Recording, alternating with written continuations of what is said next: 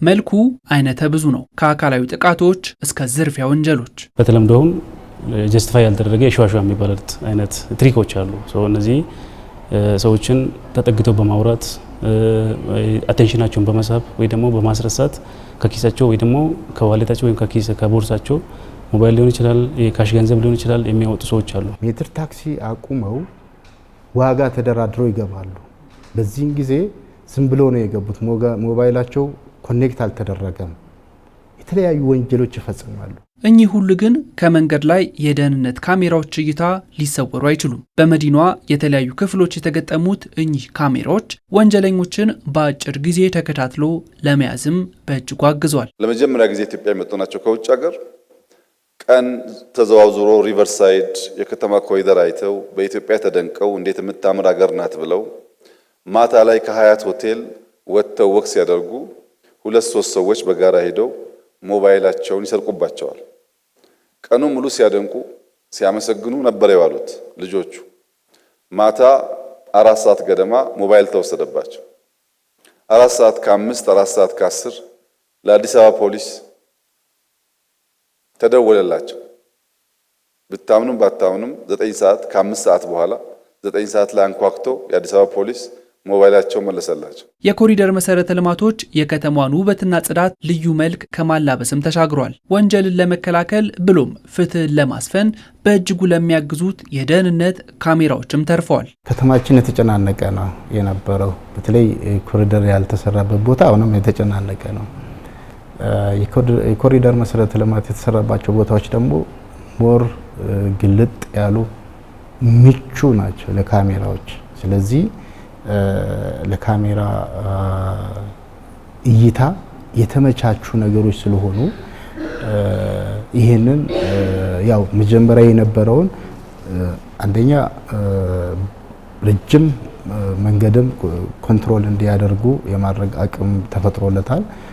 ሁለተኛ በዛ አካባቢ የሚከሰቱ ነገሮች በተለይ ከኮሪደር ልማቱ ጋር ተያይዞ የመብራት መሰረተ ልማት በከፍተኛ ሁኔታ ተሰርቷል እና ማታ ላይ እጅግ በጣም ደስ ይላል ከተማው ላይ ስታየው። ይሄ ደግሞ ለካሜራዎቹ በጣም ወሳኝ ነው ማለት ነው። ይሄ ራሱ ያግዘዋል።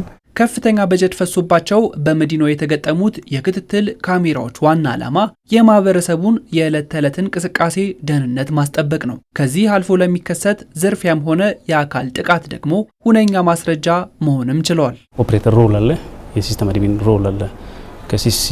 መረጃን ኪፕ ከማድረግ አኳያ ሴኩሪቲ ከመጠበቅ አኳያ ማኔጅ የምናደርጋቸው ሄዳቾች አሉ ማለት ነው። በተቀመጠው ስታንዳርድ መሰረት ኢንሲደንቶች በሚያጋጥም ሰዓት ኦፕሬተሩ ለቅርብ ኃላፊው ያገኘውን ደግሞ እንደ ሰስፔክት የቆጠረውን ደግሞ እንደ ተጠርጣሪ ያየውን እንቅስቃሴ ለቅርብ ኃላፊው ለኦፕሬተር ሪፖርት ያደርጋል። ዘን ያ መረጃ መቀመጥ ካለበት ለኤቪደንስ የሚያስፈልግ ሆኖ ከተገኘ ከጎን ያለው አድሚን ባለሙያ መረጃውን ቆርጦ ለሚመለከተው ለነክስት ለመረጃ በሚቀመጥ በሚሆን መልኩ መረጃውን ኦርጋናይዝ ማድረግ ኃላፊነቶች አሉ ማለት ነው። ኤኒ ኬዝ ሊሆን ይችላል። በካሜራዎቻችን እይታ ውስጥ ላሉ ነገሮች ማንኛውም ዜጋ ጠይቆ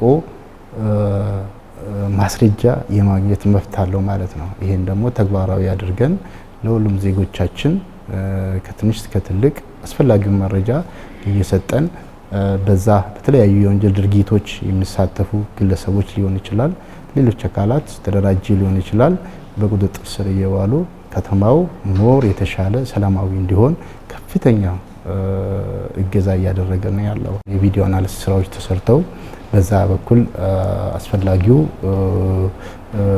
መረጃ ይሰጣል ማለት ነው። ቴክኖሎጂም ዙሪያ የ10 ዓመት እቅድ ነድፎ እየተንቀሳቀሰ ነው ያለው። በዛ ውስጥ ደግሞ የሚመጡ ማናቸውንም ቴክኖሎጂ በቴክኖሎጂ በመታገዝ የሚሰሩ ስራዎች ላይ ከፍተኛ ርብርብ እየተደረገ ነው ያለው። ይሄ እንግዲህ በቀጣይ በስፋት ይሄዳል ማለት ነው። እስከ ዋናው መስሪያ ቤት የሲሲቲቪ ካሜራ እንዲያስገባ የዛሬ 20 ዓመት ገደማ ጥያቄ ቀርቦ ፌዴራል ፖሊስ ክፍያ መክፈል አልችልም ብሎ በነፃ ሰርቪሱን ከቦሌ እስከ ፌዴራል ፖሊስ ለመዘርጋት ለወራት የነበረውን ፍትጊያ ነግራቸው አልችልም። ኢትዮጵያን በመንገድ ንጽህናዋ በኮሪደሯ በተከለችው ዛፍ ነበር ስናደንቅ የዋልነው። ይሄንን ተአምር ግን አልጠበቅንም።